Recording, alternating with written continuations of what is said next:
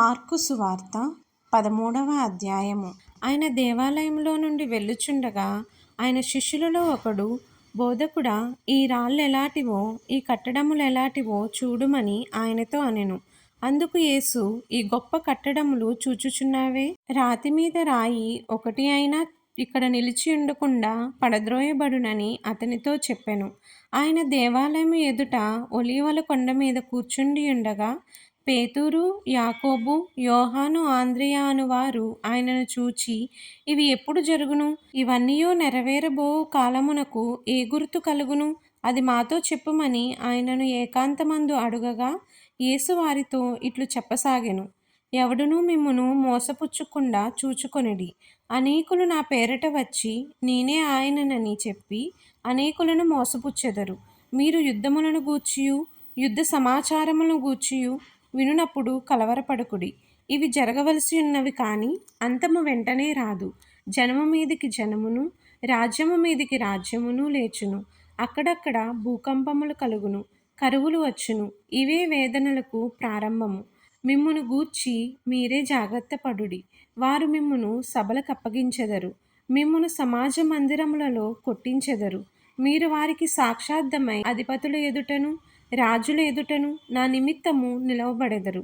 సకల జనములకు సువార్త ముందుగా ప్రకటింపబడవలెను.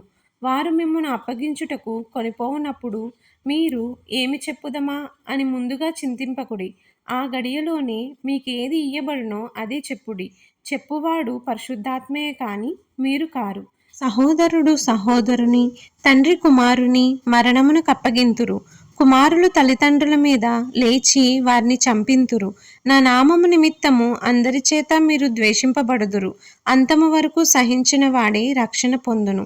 మరియు నాశనకరమైన హేయ వస్తువు నిలువురాని స్థలమందు నిలుచుట మీరు చూచినప్పుడు చదువువాడు గ్రహించుగాక. యూదయలో ఉండువారు కొండలకు పారిపోవలెను. మిద్దె మీద ఉండువాడు ఇంటిలో నుండి ఏదైనాను తీసుకొని పోవుటకై దిగి అందులో ప్రవేశింపకూడదు. పొలములో ఉండువాడు తన వస్త్రము తీసుకొని పోవుటకు ఇంటిలోనికి తిరిగి రాకూడదు. అయ్యో, ఆ దినములలో గర్భిణులకును పాలిచ్చు వారికిని శ్రమ. అది చలికాలముందు సంభవింపకుండవలెనని ప్రార్థించుడి. అవి శ్రమగల దినములు. దేవుడు సృజించిన సృష్టాది నుండి ఇది వరకు అంత శ్రమ కలుగలేదు, ఇక ఎన్నడూనూ కలగబోదు. ప్రభు ఆ దినములను తక్కువ చేయని ఎడల ఏ శరీరియు తప్పించుకొనకపోవును. ఏర్పరచబడిన వారి నిమిత్తము అనగా తాను ఏర్పరచుకొనిన వారి నిమిత్తము ఆయన ఆ దినములను తక్కువ చేసెను. కాగా ఇదిగో క్రీస్తు ఇక్కడనున్నాడు, అదిగో అక్కడనున్నాడు అని ఎవడైనను మీతో చెప్పిన ఎడల నమ్మకుడి. ఆ కాలమందు అబద్ధపు క్రీస్తులను అబద్ధపు ప్రవక్తలను వచ్చి సాధ్యమైన ఎడల ఏర్పరచబడిన వారిని మోసపుచ్చుటకై సూచక క్రియలను మహత్కార్యములను అగపరచెదరు. మీరు జాగ్రత్తగా ఉండుడి. ఇదిగో సమస్తమును మీతో ముందుగా చెప్పియున్నాను. ఆ దినములలో ఆ శ్రమ తీరిన తర్వాత చీకటి సూర్యుని కమ్మును, చంద్రుడు తన కాంతిని ఇయ్యడు. ఆకాశము నుండి నక్షత్రములు రాలును, ఆకాశమందలి శక్తులు కదిలింపబడును. అప్పుడు మనుష్య కుమారుడు మహాప్రభావముతోనూ మహిమతోనూ మేఘారూఢుడై వచ్చుట చూచెదరు. అప్పుడు ఆయన తన దూతలను పంపి భూమి అంతము మొదలుకొని ఆకాశాంతము వరకు నలుదిక్కుల నుండి తాను ఏర్పరచుకొనిన వారిని పోగు చేయించును. అంజూరపు చెట్టును చూచి ఒక ఉపమానము నేర్చుకొనుడి. దాని కొమ్మ ఇంక లేతదై చిగురించినప్పుడు వసంతకాలము సమీపముగా ఉన్నదని మీకు తెలియను. ఆ ప్రకారమే మీరు ఈ సంగతులు జరుగుట చూచినప్పుడు ఆయన సమీపమునే, ద్వారము దగ్గరనే ఉన్నాడని తెలుసుకొనుడి. ఇవన్నీ జరుగు వరకు ఈ తరము గతింపదని నిశ్చయముగా మీతో చెప్పుచున్నాను. ఆకాశమును భూమియును గతించును కానీ నా మాటలు గతింపవు. ఆ దినమును గూర్చియు ఆ గడియను గూర్చియు తండ్రి తప్ప ఏ మనుషుడైనను పరలోకమందలి దూతలైనను కుమారుడైనను ఎరుగరు. జాగ్రత్త పడుడి, మెలకుగా నుండి ప్రార్థన చేయుడి. ఆ కాలం ఎప్పుడు వచ్చునో మీకు తెలియదు.